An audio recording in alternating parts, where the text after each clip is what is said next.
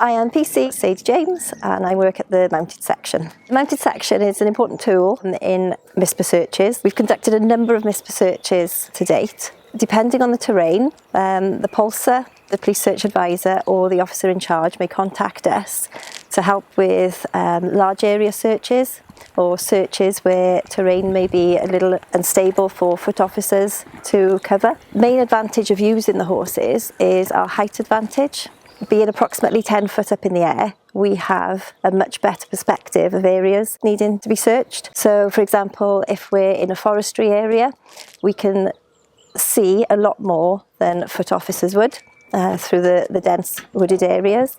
We have been successful in actually finding missing people who are covered in undergrowth that officers on the ground, on foot, wouldn't have been able to see because we're looking down at different locations. We work alongside a lot of other specialist departments within the police, namely the dog section, the dive section, the specialist search, also neighbourhood officers who may know locations a lot better than we would because they work in that specific area. We also work alongside empaths, so they may direct us to a particular area that they would have even better height advantage looking down over. They can direct us to different locations where maybe they've got a heat source, and especially forestry or mountainous areas or coastal areas, we can get to those locations a lot quicker than foot officers can with use of the horses.